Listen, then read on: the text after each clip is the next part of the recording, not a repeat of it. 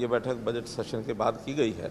आज 28 एजेंडा ऐसे थे, उसमें से 27 एजेंडा पर काम हुआ, एक डेफर किया गया क्योंकि वो पार्टी कंसर्न जो है वही पहुंची नहीं थी, तो इसलिए 27 एजेंडे जो आज किए गए थे उसमें मुख्य रूप से 375 नई जो ई बसेज हैं, खास करके जो सिटी बस सर्विस के लिए मंगवाई थी हमने, 12 मीटर की जिनकी लंबाई है, उनको क्लियर किया है ताकि सभी लगभग 8 या 9 शहर ऐसे हैं जिनमें वो बसें अब सिटी बस सर्विस के रूप में चलेंगी।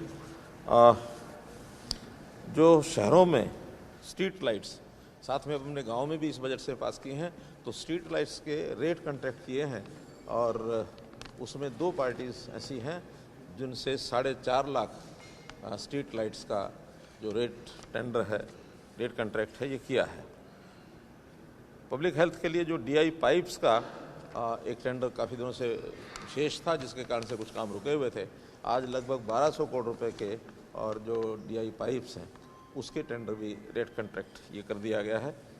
पुलिस को भी राइट कंट्रोल व्हीकल्स इनकी ज़रूरत थी, तो पहले अभी 6 सीटर राइट कंट्रोल जो व्हीकल्स हैं वही पुलिस के पास थे। अब हमने नए 15 सीटर राइट कंट्रोल व्हीकल्स ये प्रोक्योर किए हैं, 41 नए व्हीकल्स ये प्रयोग किए हैं, 41।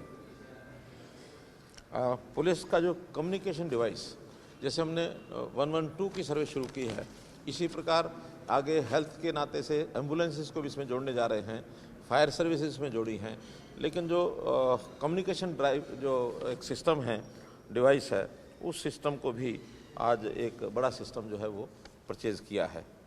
ऐसे कुल मिलाकर 5,412 करोड़ रुपए की आज जो टोटल चाहे परचेज है चाहे रेट कॉन्ट्रैक्ट है वो किए गए हैं और नेगोशिएशन के माध्यम से लगभग 85 करोड़ रुपया इसकी बचत जो है वो की गई है।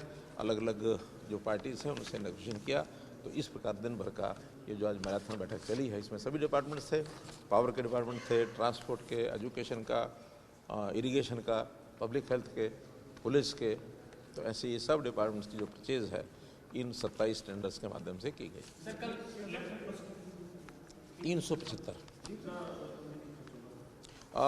अब ये पर बस लगभग 60 लाख के आसपास है, तो ये वास्तव में ये जो है रेट कॉन्ट्रैक्ट किया गया है उनका किलोमीटर के हिसाब से, 60 रुपये कुछ पैसे ये किलोमीटर के हिसाब से की गई है, तो दूसरी कंपनी जो है वो उसको चलाएगी।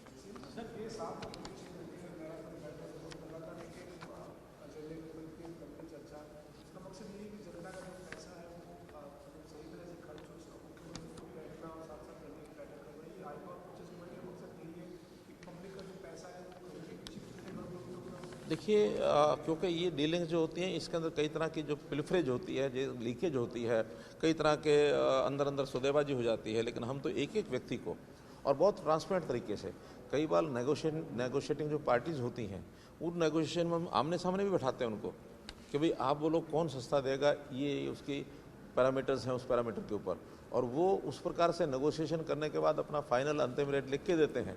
उसके बाद हम दूसरे को भी ऑफर देते हैं कि इस रेट के ऊपर जो कम से कम रेट है, आपको अगर मैच करना तो मैच करिए, क्वांटिटी बांट देते हैं। तो बहुत ट्रांसपेरेंट तरीके से सारा काम किया जाता है ताकि जनता का जो पैसा है वो बचना चाहिए। जैसे मैंने बताया, एक टेंडर में एक दिन के इस हाई पावर परचेज कमेटी में 85 करोड़ रुपये बचाया, और इस प्रकार की अगर 8-10 बैठकें हमारी साल भर में होती हैं तो 1000 करोड़ रुपया अगर हम इसमें मानो इस नेगोशिएशन से बचा पाते हैं तो हमको समय लगाने में दिक्कत नहीं है। हम बहुत बारीकी से चीज़ें करते हैं। आज हमारे फाइनेंस सेक्टर को एक काम बताया था कि हम अंतिम दिन सीसीएल की लिमिट लेते हैं, जिससे ये परचेज की जाती है प्रोक्योरमेंट, चाहे वो गेहूं की हो चाहे आगे चल कर चावल की होती है, वो सीसीएल लिमिट हमको साल में अंतिम दिन लेनी होती है।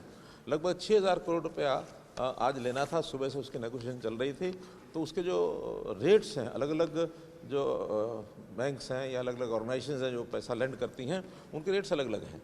तो आज उस रेट में हमारे सेक्रेटरी ने 3 बार नेगोशिएशन की, अलग अलग जगह से बातचीत करने के बाद 14 करोड़ रुपए बचाए हैं आज एक ही डील में।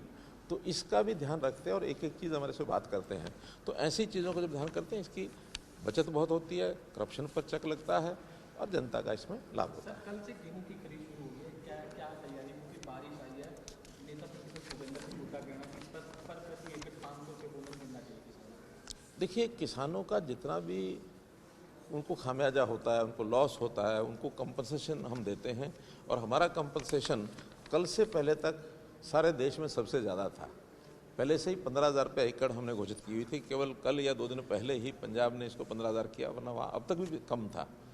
तो इस नाते से हम कंपनसेशन समय पर देते हैं। कोई उसमें किसी प्रकार की हैंकी पेंकी नहीं होती कि भी किसी का लॉस ज़्यादा हुआ और उसको हम कम कंपनसेशन देते हैं। हमारा कंपनसेशन अगर हुड्डा के समय का अगर सारा उठा के देख लिया जाए तो 10 साल का हुड्डा सरकार का जो कंपनसेशन था वो केवल 1,000 रुपया, लगभग 1,200 करोड़ रुपया था। जबकि हमारा 1 साल 2015 का, केवल 1 साल का 1,200 करोड़ रुपया था। इस बार भी कंपनसेशन ज़्यादा देना पड़ेगा, लेकिन किसान के नुकसान को हम जो है उसको बर्दाश्त नहीं करने देंगे। मतलब जितना भी कंपनसेशन में अधिकतम दिया जा सकता है वो उनको देंगे। अब तो एक सुविधा कंपनीज की भी है, जो प्रधानमंत्री फसल बीमा योजना की योजना में जिन लोगों ने बीमा कराया है उनको भी पैसा प्राप्त मिलता है। कोई कठिनाई उनको ना आए उसके लिए मेरी फसल मेरा ब्यौरा पोर्टल बनाया है कि आपकी फसल कितनी है, कितने एकड़ में है, उसकी जानकारी पहले देते हैं। फिर क्षतिपूर्ति पोर्टल में 72 आवर्स के अंदर जब भी कोई नुकसान होता है उसके अंदर उसको एंटर करते हैं। पटवारी हैं, तहसीलदार हैं, उसको वेरीफाई करते हैं और फिर बाद में जैसे ही फसल का सीज़न पूरा होता है उनको हम कंपनसेशन देते हैं। मई के महीने में सबको ये कंपनसेशन की राशि चली जाएगी। ठीक बात है। मैं इस पर ध्यान हमारा हेल्थ डिपार्टमेंट का बना हुआ है और मैं समझता हूँ कि जैसी पहले की परिस्थितियाँ वैसी तो नहीं आनी चाहिए, लेकिन जो केसेस आ रहे हैं उसको कैसे कंट्रोल किया जाए, हेल्थ डिपार्टमेंट पूरे तरह पर इस पर नज़र रखे और उसको हम हर तरीके से कंट्रोल करेंगे।